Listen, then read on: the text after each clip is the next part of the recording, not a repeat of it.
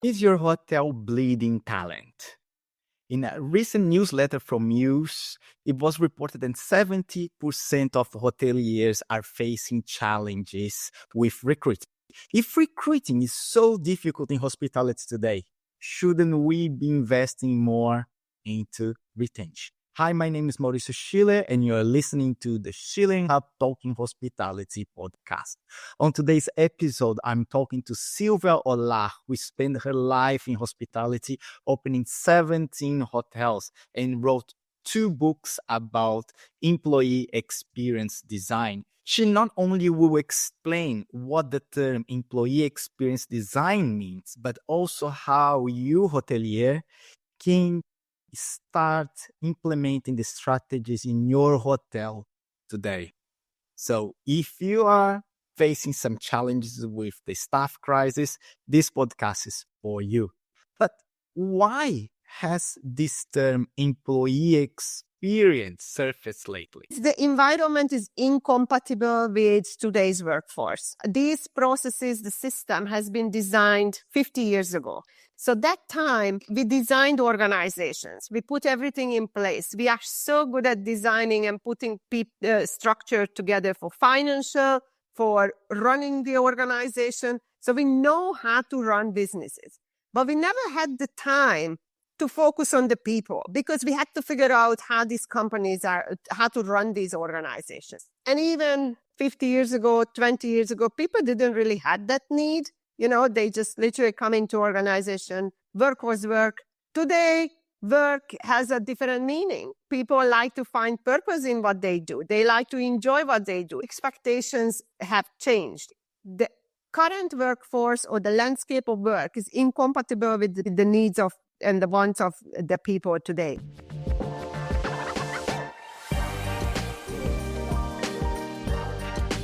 Welcome back to another Schiller Hub Talking Hospitality podcast. Is your hotel bleeding talents? The employee crisis will catch you if it hasn't. So we need to talk about this. We need to figure it out what to do or what, most importantly, not to do when it comes to the employee experience. So I invited someone that talks a lot about employee experience. She wrote 2 books, The Corporate Kindergarten, The Blind Lead, The Disengaged. I love the name of your book, Szilvia. YouTube channel, The Corporate Kindergarten, that if you haven't followed, you should, because she discussed a lot about what the crisis is and how you may be able to fix it, where to start at least. And she has a new letter, The Contrarian HR, that is a lot of changes to the HR system. So if you are hard in the HR, please read it because you can tell her a lot of things and she loves to be told off. Szilvia, welcome to the show. Thank you very much. What an introduction. Thank you so much for having me on. You do love when people challenge you and say that you should be in the union, not in the HR. And I do love that because basically it instigates the discussion, right? When someone goes against what it does is bring another point of view and we can elevate the idea and elevate the discussion. And I love how you do that. For introductions, Szilvia, you've been here in the show, episode 22, and you spoke about how you got into the industry. So if you haven't listened to the episode, want to know more about Szilvia, jump there to episode 22. But you started from serving and you grew to HR, that landscape, opened 17 hotels, and then open your own company, the Strength Company. Did I miss anything? What would you add? No, from waitress to all the way to talent management. Yes, absolutely. And then I'm doing employee experience design. And I've been asking a question to people now just to get to know you a little bit better. So what type of employee were you when you were serving? The rebel, the complaining, or the challenging one? So I don't complain. That's for sure. I don't really complain. When I complain, there is something really bad happening. Probably the rebellious one from time to time and the challenging one. But I think I was one of the hardest working member of any teams that I worked on. So I like hard work, put your head down, do the job, and everything else is unnecessary. So when that happens, then I react. Love way of putting it. Tell me a little bit more about the Strength Company, what you guys do. So at the Strengths Company, we design employee experiences. So companies, progressive companies have started. You see on LinkedIn, employee experience, head of employee experience, these roles are popping up like mushrooms. And because this concept is just started to take place a few years ago. And it's really all about measuring the engagement or employee well-being and then designing employees' experiences. So mapping out every single touch point of employees, just like we do that in the hotel industry with guest journey. So we do exactly the same, but with employee experience, because what we want to do is fix the environment in which the employees are welcomed into, because that's the solution to our talent retention or talent bleed out problem. True. And the company doesn't cover only hospitality, right? You actually cover broad of industries, right? Correct. So when I left the hotel industry, now it's almost 2 years, I thought this problem is only ours. And then since then, I worked with FMCG, retail, restaurant groups, and many different oil and gas, pharmaceuticals. And guess what? Everybody's having the same experiences. So if you want to leave the industry, don't stay in the hotel industry. Everywhere else is the same thing, because the solution is really not migrating from one industry to another, but fixing organizations so people can actually stay. And yes, I work with different industries and it's pretty much the same. Some of them are better than others, but the prevailing problem is really retention. You're right. And you see from this diverse of companies in the industry that you're talking to, what's the root problem? It's the environment. The environment is incompatible with today's workforce. So as I laid out in the book, these processes, the system has been designed 50 years ago, right? So that time we designed organizations, right? We put everything in place. We are so good at designing and putting structure together for financial, for running the organization. So we know how to run businesses, but we never had the time to focus on the people because we had to figure out how these companies how to run these organizations. So we know that. So we never had the time to focus on the people who are actually working within the organizations. And even 50 years ago, 20 years ago, people didn't really have that need. They just literally come into organization. Work was work. There was not more to it. Today, work has a different meaning. People like to find purpose in what they do. They like to enjoy what they do. The expectations have changed. And so that's why I always say the current workforce or the landscape of work is incompatible with the needs of and the wants of the people today. And this is what is missing. This is what is the problem. We need to fix the workplace rather than the individuals. Because what you notice, and I know that you also probably noticed it, that we are very quick to prescribe training sessions, resilience training, how to handle stress, how to manage your workload. But most of the time, it's nothing to do with training, nothing to do with the individuals, nothing to do with the people that they can't handle stress. The workload is a lot. The workplace is stressful. The leadership is not great. So it's the environment that we need to focus on rather than anything else. Wow. So that's a very large conversation when it comes to fixing the workspace. I was actually listening to your latest YouTube video today, and you were talking about the buildings, how we are not made to be there. And it makes total sense, right? So there's a lot to be changed. But when it comes to focus back to our audience here, to the independent hotelier and to hospitality, what exactly is employee experience design?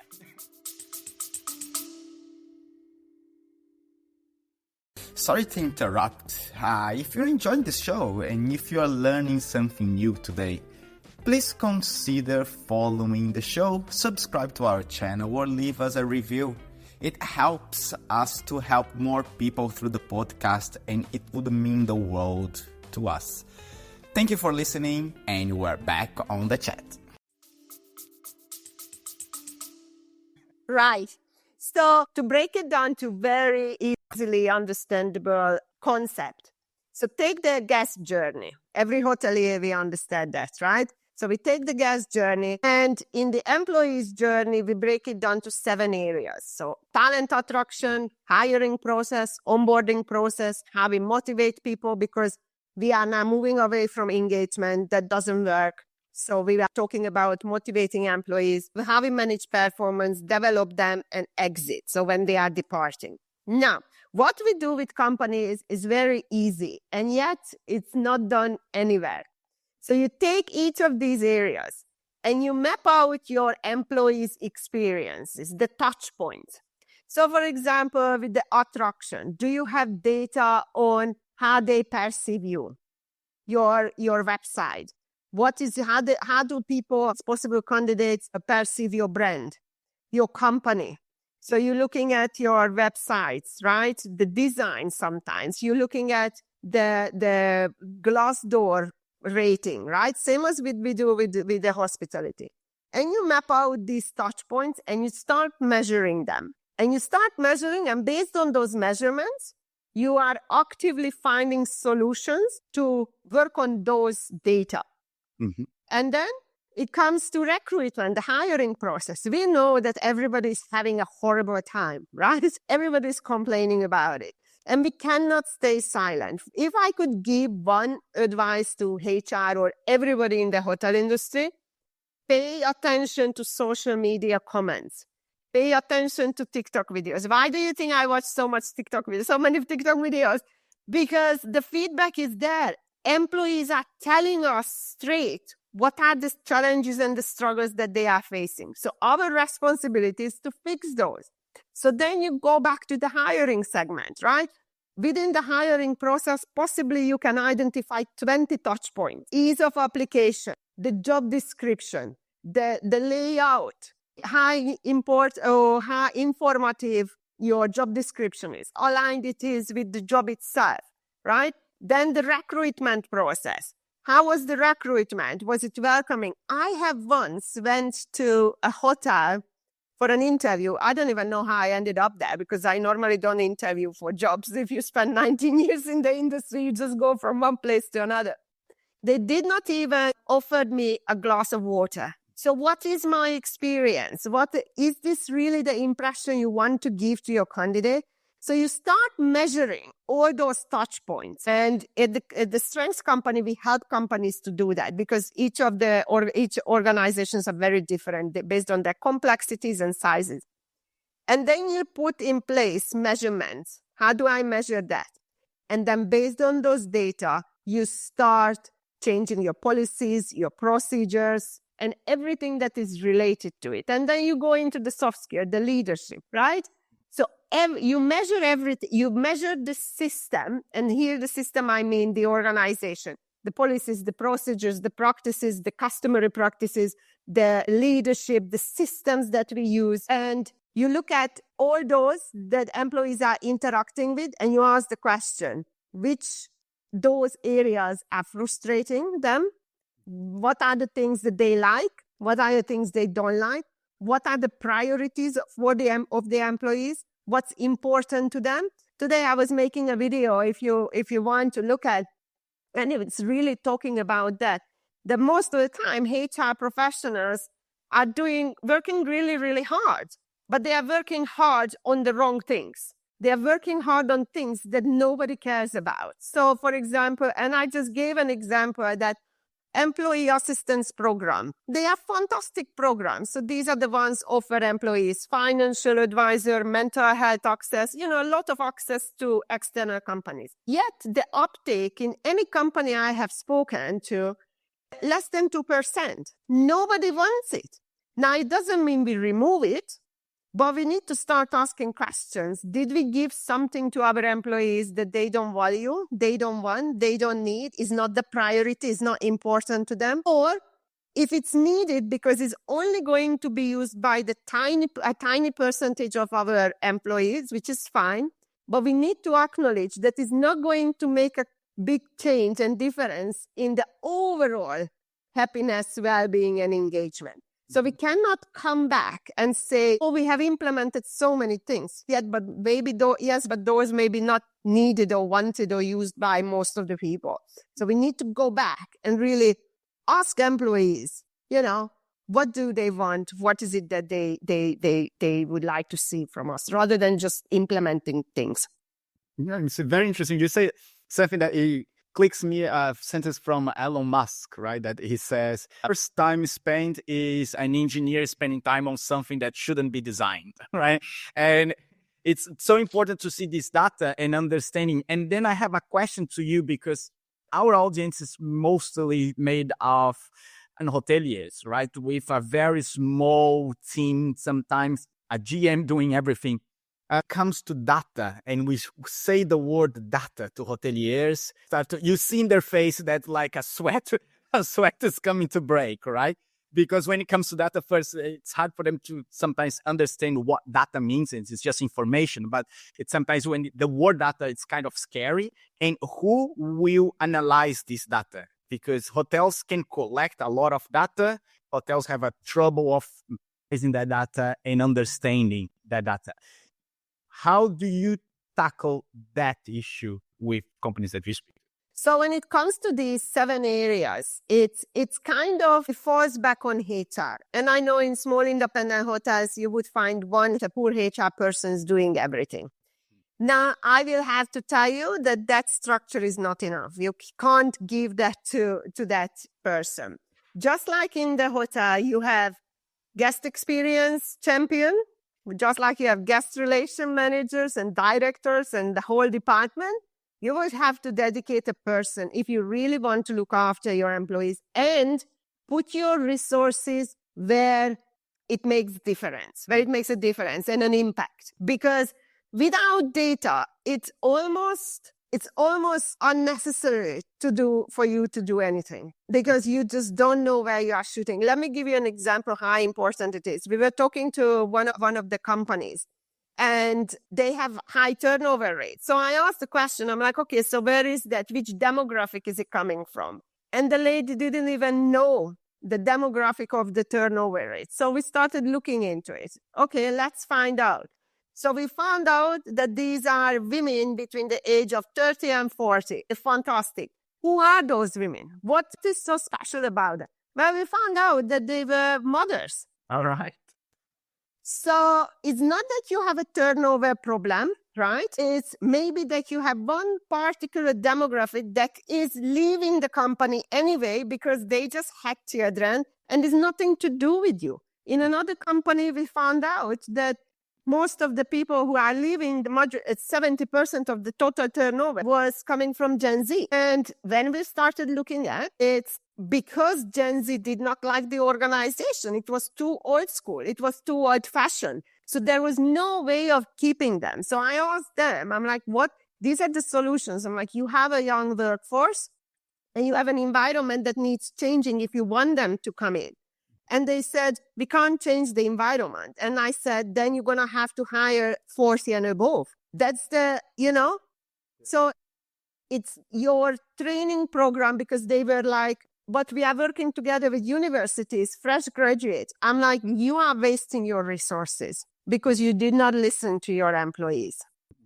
And so this is how we waste. Without data, just don't do anything, because you don't actually know where the problem is. And you might start fixing something that is actually working because you are just guessing. So stop. And in a small hotel or independent hotelier, my suggestion is really allocate a person. It has to go on HR, because that one person, who is there will not be able to do it. But if you allocate one person, that will come back in terms of the salary I'm talking about. That will pay off, because if you start looking at data, you're going to retain employees. You're going to leverage their talent. You're going to get more performance out of them. So it pays off, but you have to invest. You cannot just, go on as it is today. And when it comes to data and starting the process of understanding what is going on in the company, right? I collect the data, I kind of design, I know what the problem is, where the problem lies, I know that. And the hotelier would start actually that experience, that employee experience. So there are two ways of doing it. My favorite way is, as we design a guest experiences, is ask yourself, what kind of experiences do I want my employees to have at each stage, right? How do I want them to feel when they are coming for an interview? How do I want them to feel when they are going through onboarding? How do I want them to, or what kind of experiences do I want them to have when we are managing their performance? And within performance management, you have 50 touch points. So you can measure as much as you want to. So the question is, my favorite approach is, what kind of experiences do I want them to have? What do they have today? And how can I bring that together? What are the things that I need to change in order to create that experience, but in line with what they want and what they need and what is important to them?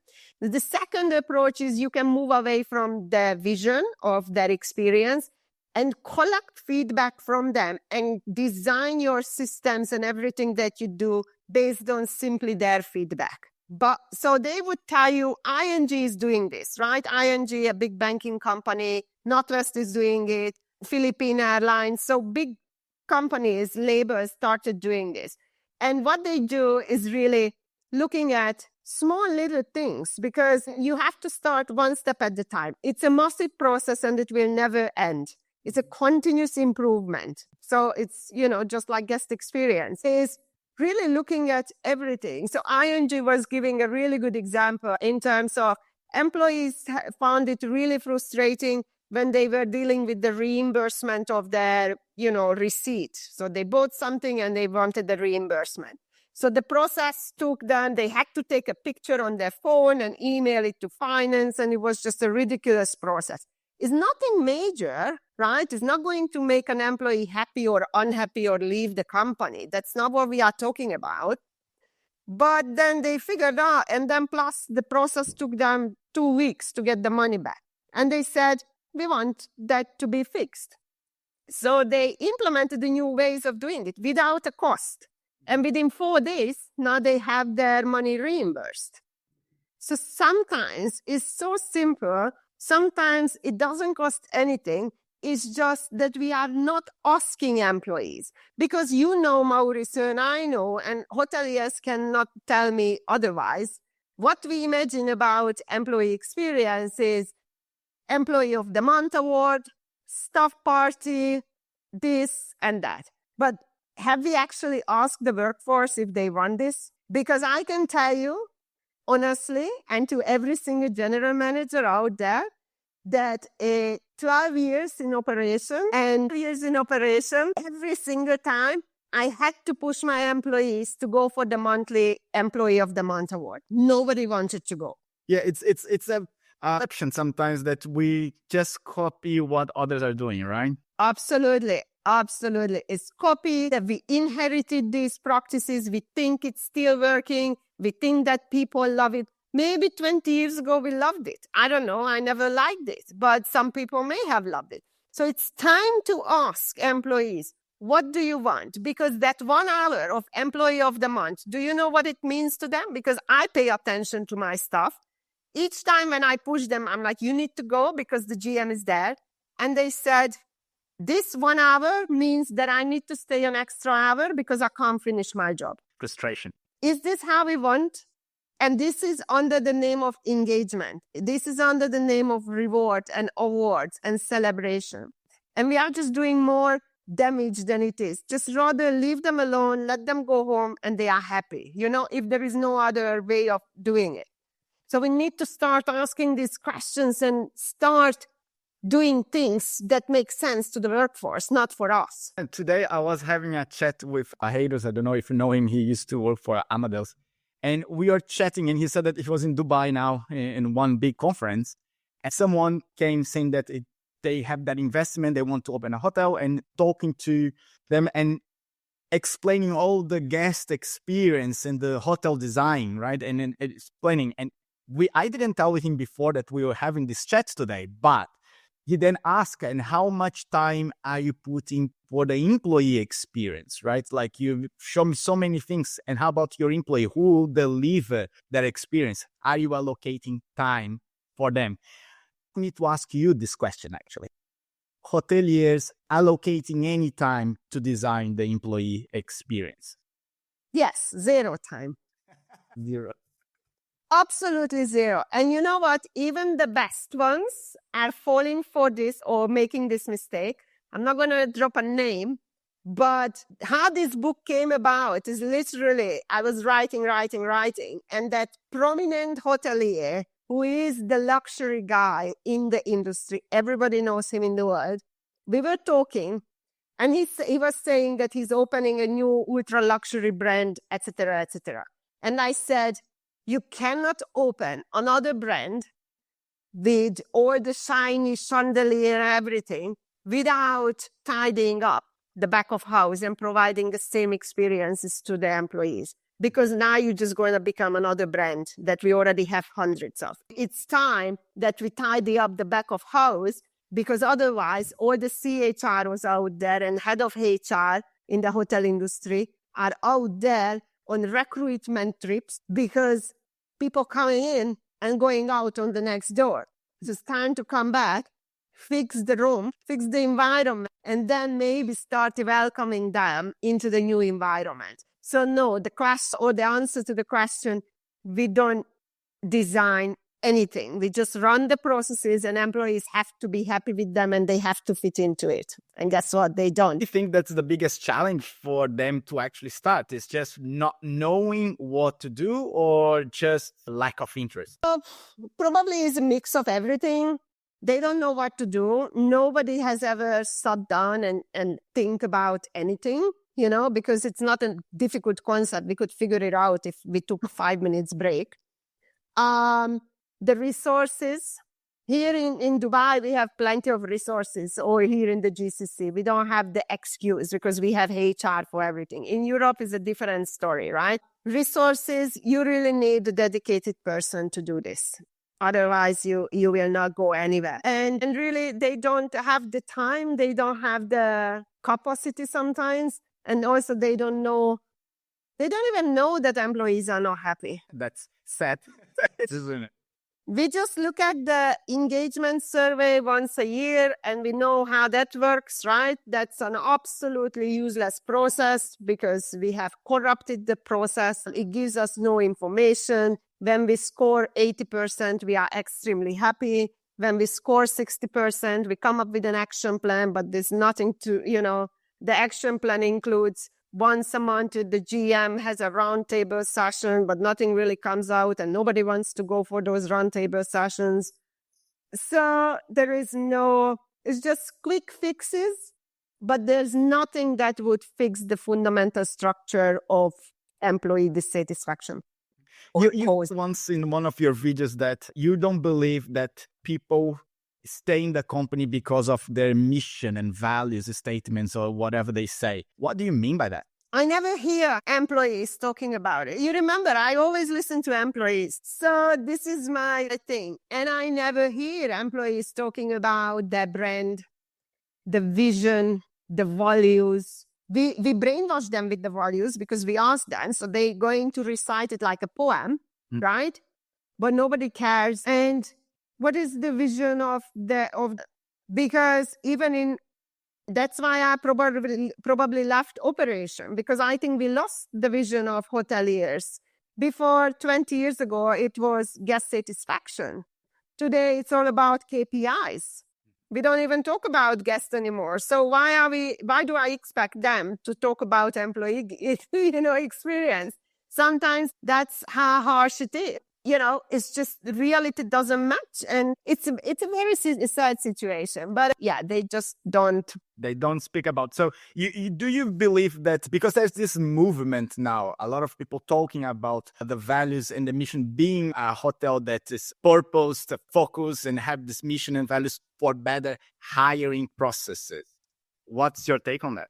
you better have a really good vision and mission. Because if you come up with something average that I have heard millions of times, that I can get somewhere else, and unless you have a system that is embedded, your vision is embedded into every single part of the operation and practices and processes and conversations and leadership, then forget about it, because you're going to lose the game, the vision at day 2.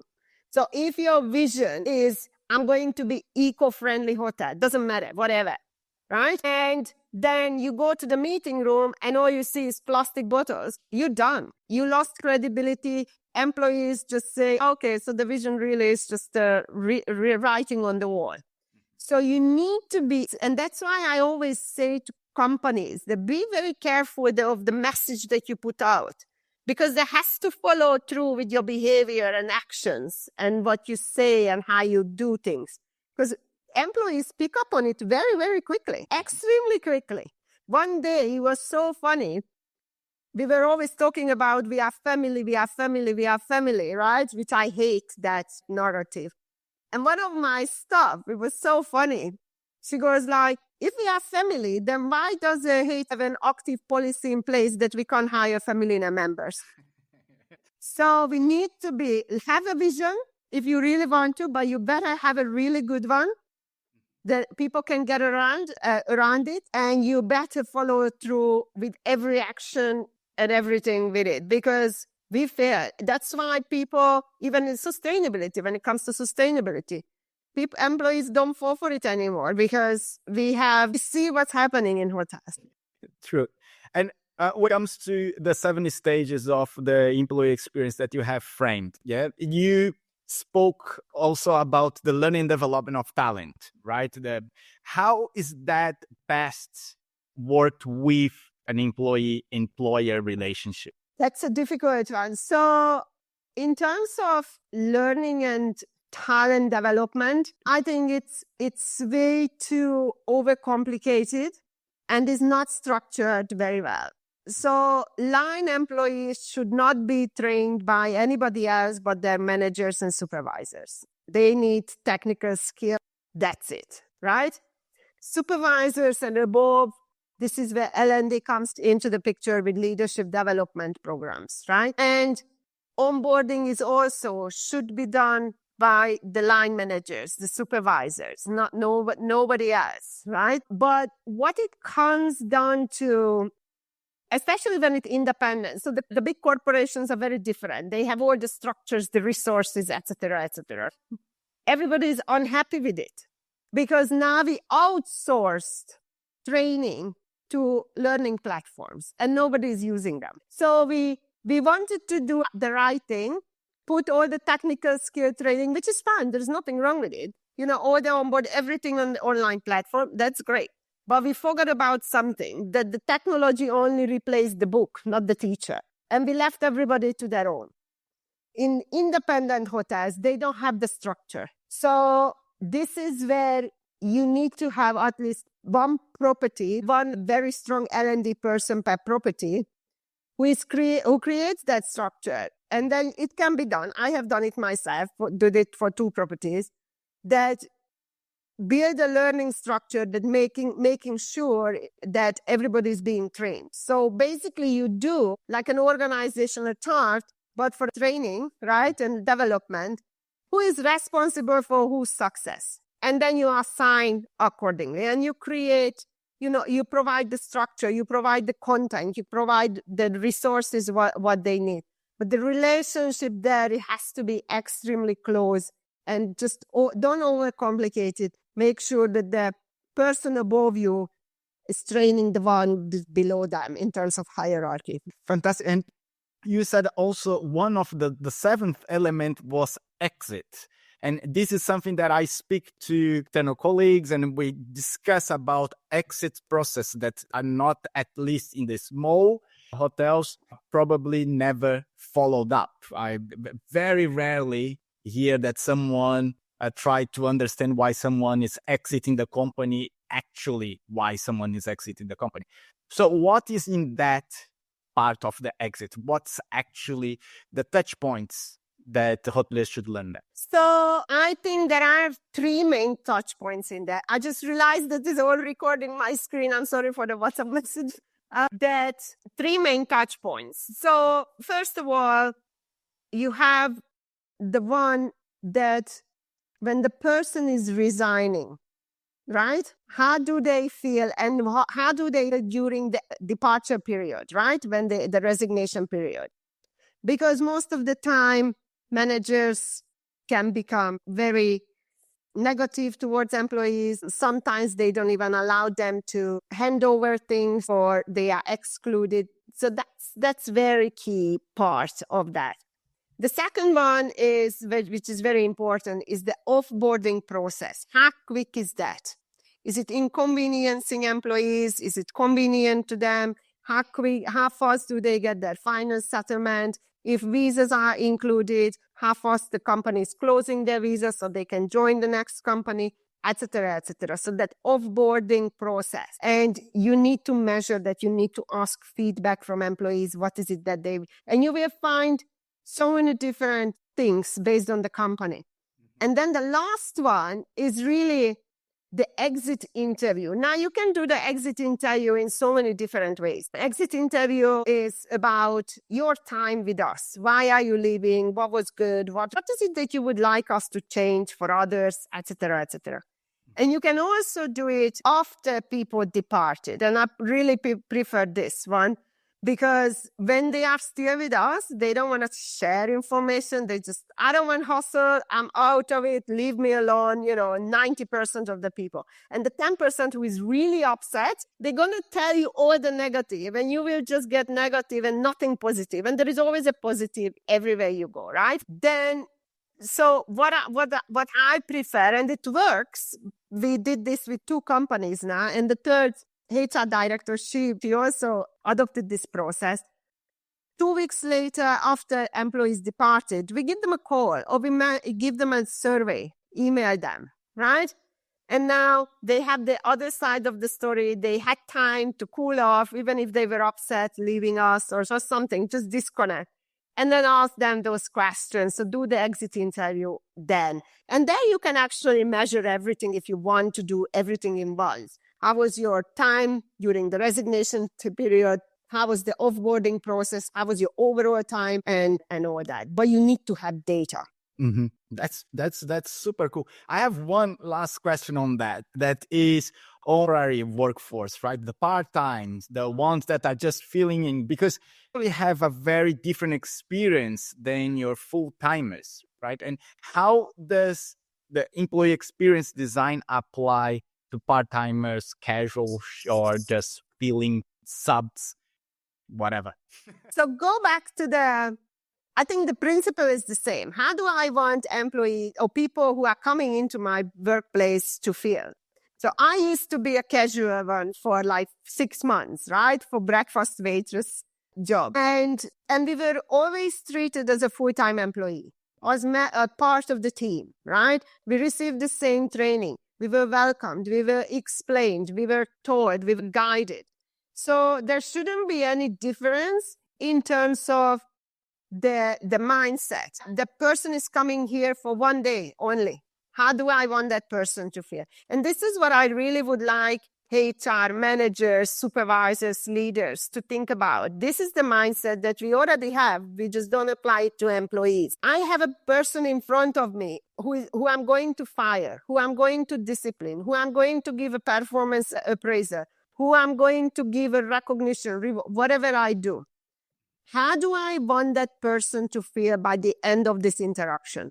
And do that. And it's not difficult. We don't even need processes for that, It's just when a casual comes, how do I want them to feel? Welcomed, ready for the shift, being able to answer the basic questions when somebody is asking, right? They are poorly trained. They're just thrown on the floor. Is this what I want? Because if this is what we do, we also need to understand that type of service or level of service the guest will receive. Because when I go to these big hotels here in Dubai, you pay lots of money and they have casuals and I can recognize them, right? And then I ask, where is the toilet? and they can't even tell you. And you pay 1,000 dirham for dinner. I know immediately the management over there. It's not the person, the management. Garbage in, garbage out, right? Absolutely. Absolutely. If we gonna get some advice to the independent hotelier on that is just now listening to this and sound like, wow, I never thought about that. I need to start thinking. We spoke about a lot of stuff, but how would you tell them start from here and what would you tell them to do next? Pick a place, anywhere, along those 7, anywhere really, doesn't really matter, right? Because nothing is in place, so you're going to have to start. Probably don't start from talent attraction. That should be your loss, if I have to say, if I have to choose, right? Because you can't attract people into an environment that is dysfunctional. There is no point of doing it. So start looking at maybe make a guess, an educated guess. Where am I losing talent? Start with that. Maybe you will be wrong, but you have experience, you are experienced enough, you have seen enough. So it's likely that you will be right, that you will get that right. Start there and go one step further every time. But make it structural, like structure it. Because when you start just working on here and there, that is where we create the chaos. So work on one area, work on another area. Maybe it's the onboarding. Maybe it's the leadership that is driving. Start asking questions from your employees. And a good thing to start is the employees who are there and also the ones who are leaving. Or you can reach out to, which we did, you can reach out to the people who left in the past 6 months and ask them, why did you leave? They will tell you everything. And you can use that information to where to start, but start small, one step at a time. You won't change the world overnight. That's awesome. Szilvia, for the future, what's coming in the realm of HR that hoteliers should be aware of? Oh God, a lot. So employee experience design, employee experience is definitely. I'm just waiting for hoteliers. When are they going to wake up? So it is already here. And also, I think for hoteliers, we're going to have to start realizing that the workforce maybe needs a little bit more flexibility. And that for hoteliers, it's not much from HR. I think hoteliers need to realize that HR needs to change within the hotel industry. It's flexibility. And here I'm not talking about flexible working hours, but more about flexible contracts. How do we structure the workforce? How do we plan? Because whatever we are doing right now is just not working. And maybe looking at, but once again, we need to go back to the workforce, what they want. Some of them will want to work just 3 days a week. Some of them will want to work, 5 days. Some of them just want to work during the weekend. I think we're going to have to start looking at that because that's the solution, and you can cater for a lot of people. Yeah, well, why are we saying that? It's so cool that we are talking so much about personalization of the guest, because this is the guest needs. They want everything personalized and everything, but then employee, we put everything in a box and that's your package. If the guests are humans and humans want personalization, probably our employees, our teams, ourselves, we also want personalization in the employees. So it's just something that I never thought before, but you are saying now, and it's ringing the bell. Absolutely. And one more advice. I think what we need in hotel industry is identifying different talent pool.